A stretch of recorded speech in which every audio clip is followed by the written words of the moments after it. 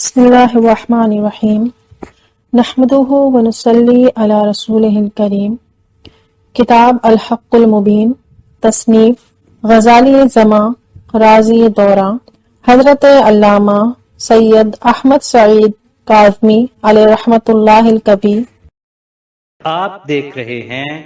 PATF Islamic info YouTube channel. مزید Islamic videos کے لیے ہمارا چینل سبسکرائب کریں۔ وہابی دیوبندی۔ اگرچہ وہابی دیوبندی دو لفظ ہیں، لیکن ان سے مراد صرف وہی گروہ ہے جو اپنے ماں سوا تمام مسلمانوں کو کافر و مشرک اور بدعتی قرار دیتا ہے، اور جس کے سربرآوردہ لوگوں نے اپنی کتابوں میں رسول اللہ صلی اللہ علیہ وآلہ وسلم و دیگر انبیاء علیہم السلام و محبوبان خداوندی کی شان میں توہین آمیزش عبارتیں لکھیں، اور بعض عیوب و نقائص کو انبیاء و اولیاء علیہم السلام کی طرف بے دھڑک منسوب کیا۔ اس قسم کے لوگوں کا وجود عہد رسالت سے چلا آ رہا ہے۔ چنانچہ اللہ تعالیٰ قرآن پاک میں ارشاد فرماتا ہے، وَمِنْهُمْ مَنْ يَلْمِزُكَ فِي الصَّدَقَاتِ وَإِنْ أُوتُوا مِنْهَا رَدُوا وَإِنْ لَمْ يُعْطَوْا مِنْهَا إِذَا هُمْ يَسْخَطُونَ وَلَوْ أَنَّهُمْ رَضُوا مَا آتَاهُمُ اللَّهُ وَرَسُولُهُ وَقَالُوا حَسْبُنَا اللَّهُ سَيُؤْتِينَا اللَّهُ مِنْ فَضْلِهِ وَرَسُولُهُ إِنَّا إِلَى اللَّهِ رَاغِبُونَ۔ ترجمہ، اور ان میں کوئی وہ ہے جو صدقے بانٹنے میں تم پر تان کرتا ہے، تو اگر ان میں سے کچھ ملے تو راضی ہو جائیں، اور نہ ملے تو جب ہی وہ ناراض ہیں، اور کیا اچھا ہوتا اگر وہ اس پر راضی ہوتے جو اللہ اور اس کے رسول نے ان کو دیا، اور کہتے ہیں اللہ کافی ہے، اب دیتا ہے اللہ ہمیں اپنے فضل سے، اور اس کا رسول ہمیں اللہ ہی کی طرف رغبت ہے۔ یہ آیت ذوالخویصرہ تمیمی کے حق میں نازل ہوئی۔ اس شخص کا نام ہرقوس بن ظہیر ہے۔ یہی خوارج کی اصل بنیاد ہے۔ خارجیت کی ابتدا۔ بخاری و مسلم کی حدیث میں ہے کہ رسول کریم صلی اللہ تعالی علیہ وآلہ وسلم مال غنیمت تقسیم فرما رہے تھے تو ذوالخویصرہ نے کہا، یا رسول اللہ صلی اللہ علیہ وآلہ وسلم عدل کیجئے۔ حضور صلی اللہ علیہ وآلہ وسلم نے فرمایا، تجھے خرابی ہو، میں عدل نہ کروں گا تو کون کرے گا؟ حضرت عمر رضی اللہ عنہ نے عرض کیا، مجھے اجازت دیجئے کہ اس منافق کی گردن مار دوں۔ حضور صلی اللہ علیہ وآلہ وسلم نے فرمایا، اسے چھوڑ دو، اس کے اور بھی ہمراہی ہیں کہ تم ان کی نمازوں کے سامنے اپنی نمازوں کو اور ان کے روزوں کے سامنے اپنے روزوں کو حقیر دیکھو گے۔ وہ قرآن پڑھیں گے اور ان کے گلوں سے نہ اترے گا، وہ دین سے ایسے نکل جائیں گے جیسے تیر شکار سے۔ پیراگراف، دین میں داخل ہو کر بے دین ہونے والوں کی ابتدا ایسے ہی لوگوں سے ہوئی ہے جو نماز، روزہ اور دین کے سب کام کرنے والے تھے، لیکن اس کے باوجود انہوں نے رسول اللہ صلی اللہ علیہ وآلہ وسلم کی شان اقدس میں گستاخی کی اور بے دین ہو گئے۔ حضرت علی کو شہید کرنے والے کون؟ حضور اقدس صلی اللہ علیہ وآلہ وسلم کی شان مبارک میں توہین کرنے والے ذوالخویصرہ کے جن ہمراہیوں کا ذکر حدیث شریف میں آیا ہے، ان سے مراد وہی لوگ ہیں جنہوں نے ذوالخویصرہ کی طرح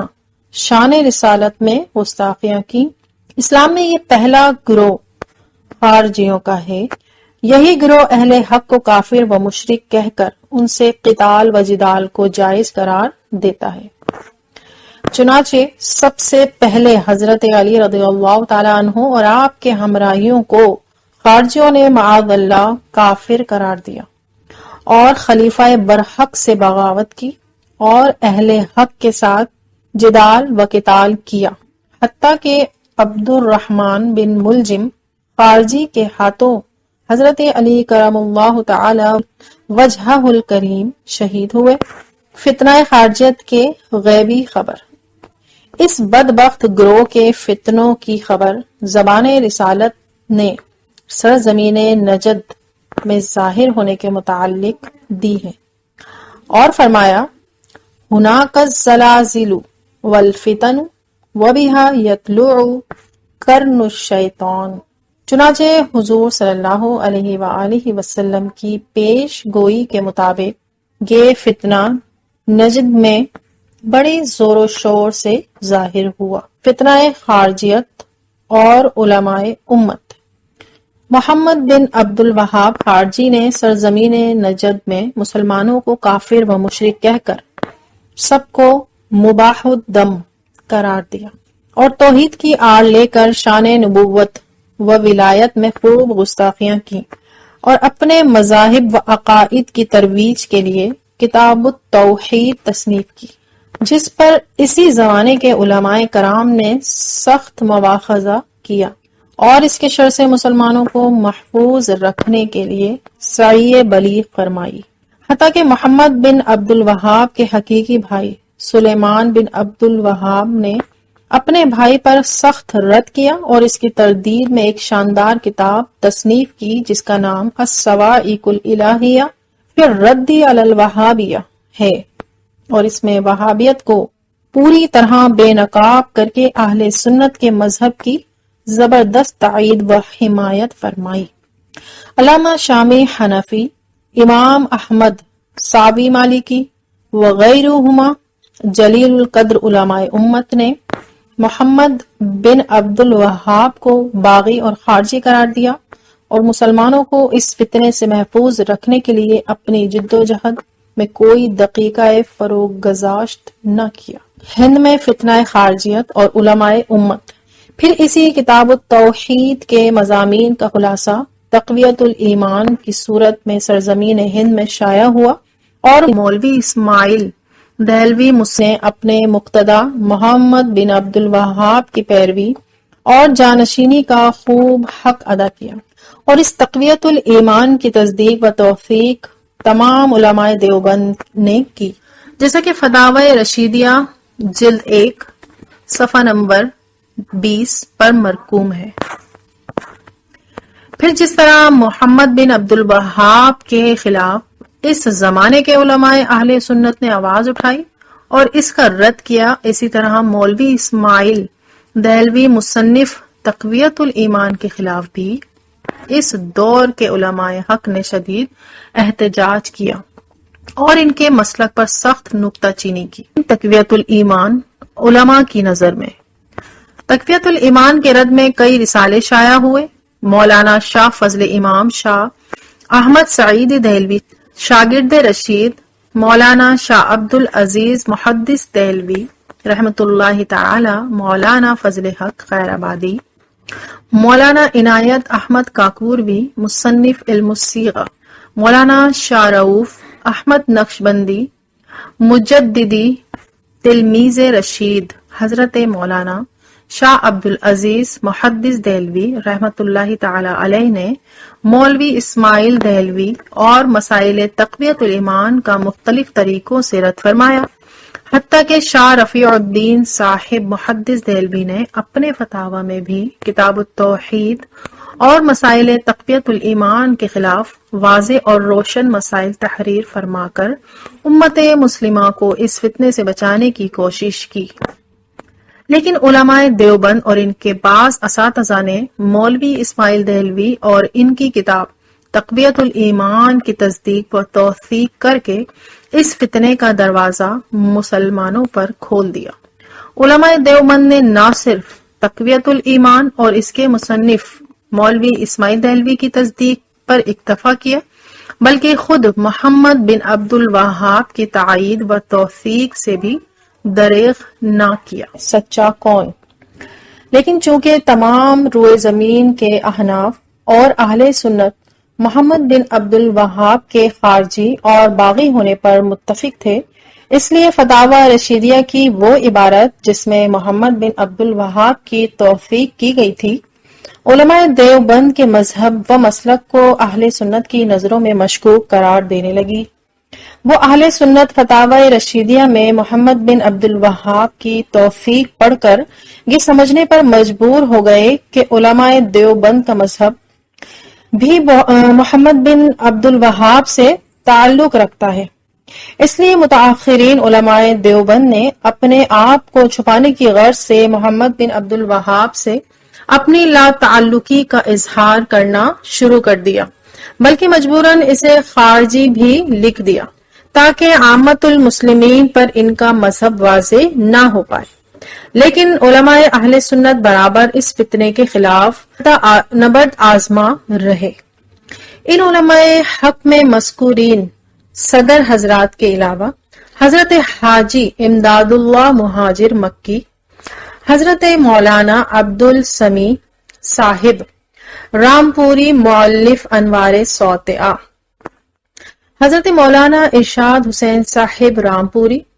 حضرت مولانا احمد رضا خان صاحب بریلوی، حضرت مولانا انوار اللہ صاحب حیدر آبادی، حضرت مولانا عبد القدیر صاحب بدایونی وغیرہم خاص طور پر قابل ذکر ہے۔ ان علماء اہل سنت کا امت مسلمہ پر احسان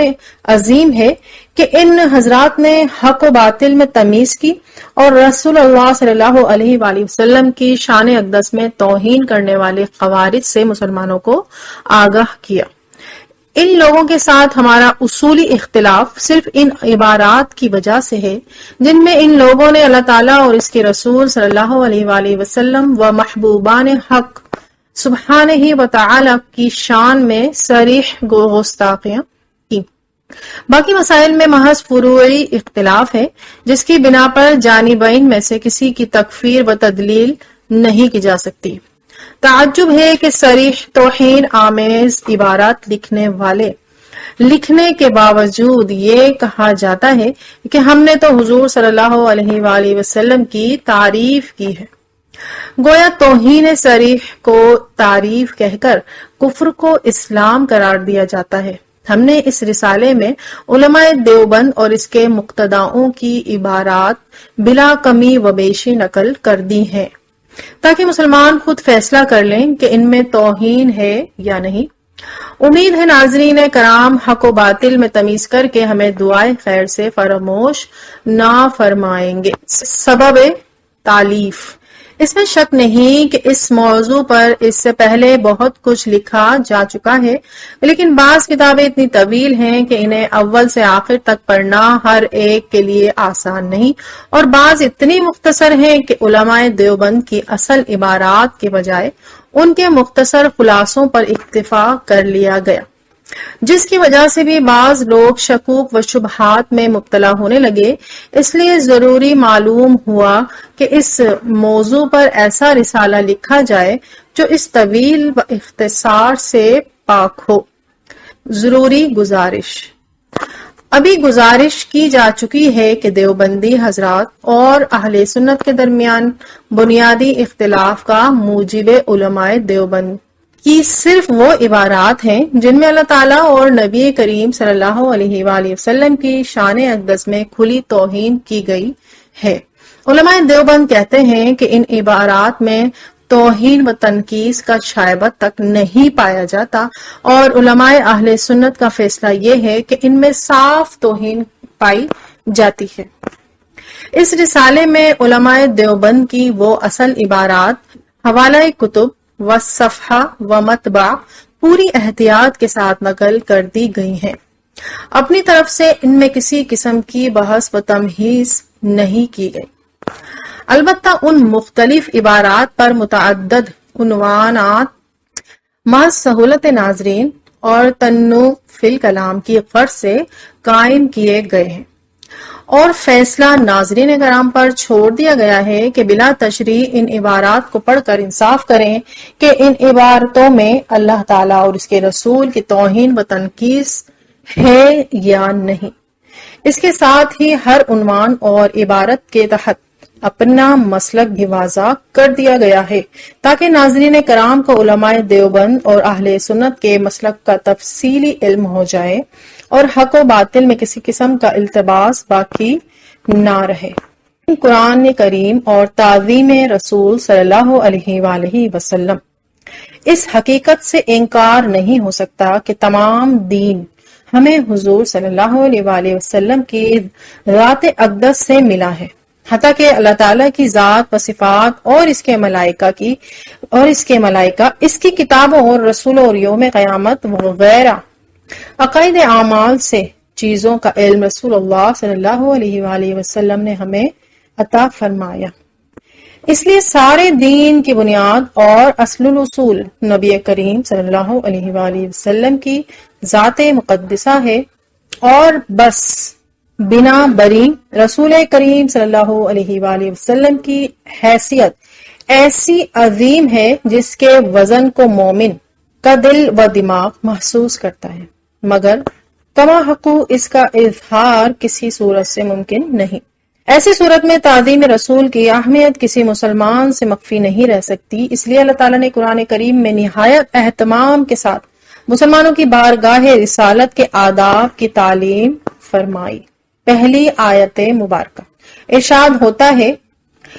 اے ایمان والو، بلند نہ کرو اپنی آوازیں نبی کریم صلی اللہ علیہ وآلہ وسلم کی آواز پر، اور ان کے ساتھ بہت زور سے بات کرو جیسے تم ایک دوسرے سے آپس میں زور سے بولا کرتے ہو، کہیں ایسا نہ ہو کہ تمہارا کیا کرایا سب عکارت جائے اور تمہیں خبر بھی نہ ہو۔ دوسری آیت مبارکہ، اس کے ساتھ ہی دوسری آیت میں ارشاد ہوا، ان الذین یغضون اصواتهم عند رسول اللہ اولئک الذین امتحن اللہ قلوبهم للتقوی لہم مغفرۃ واجر عظیم۔ بے شک جو لوگ اپنی آوازیں پست کرتے ہیں رسول اللہ کے نزدیک، وہ ایسے لوگ ہیں جن کے دل کو اللہ تعالیٰ نے پرہیزگاری کے لیے پرکھ لیا ہے، ان کے لیے بخشش اور بڑا ثواب ہے۔ تیسری آیت مبارکہ، اور تیسری آیت میں ارشاد فرمایا، ان الذین ینادونک من وراء الحجرات اکثرهم لا يعقلون ولو انہم صبروا حتی تخرج الیہم لکان خیرا لہم واللہ غفور الرحیم۔ اے نبی صلی اللہ علیہ وآلہ وسلم، بے شک جو لوگ آپ کو آپ کے رہنے کے حجروں سے باہر پکارتے ہیں ان میں اکثر بے عقل ہیں، اگر یہ لوگ اتنا صبر کرتے کہ آپ خود حجروں سے نکل کر ان کی طرف تشریف لے آتے تو ان کے حق میں بہت بہتر ہوتا، اور اللہ تعالیٰ بخشنے والا مہربان ہے۔ چوتھی آیت مبارکہ، چوتھی جگہ ارشاد فرمایا، یا ایہا الذین آمنوا لا تقولوا راعنا وقولوا انظرنا واسمعوا وللکافرین عذاب علیم۔ اے ایمان والو، تم نبی کریم صلی اللہ علیہ وآلہ وسلم کے ساتھ راعنا کہہ کر خطاب نہ کیا کرو، بلکہ انظرنا کہا کرو، اور دھیان لگا کر سنتے رہا کرو، اور کافروں کے لیے عذاب دردناک ہے۔ ان آیات طیبات میں بارگاہ رسالت کے آداب اور طرز تخاطب میں تعظیم و توقیر کو ملحوظ رکھنے کی جو ہدایات اللہ تعالیٰ نے فرمائی ہیں محتاج تشریح نہیں، نیز ان کی روشنی میں شان نبوت کی ادنا گستاخی کا جرم عظیم ہونا آفتاب سے زیادہ روشن ہے۔ اس کے بعد اس مسئلے کو علماء امت کی تصریحات میں ملاحظہ فرمائیے۔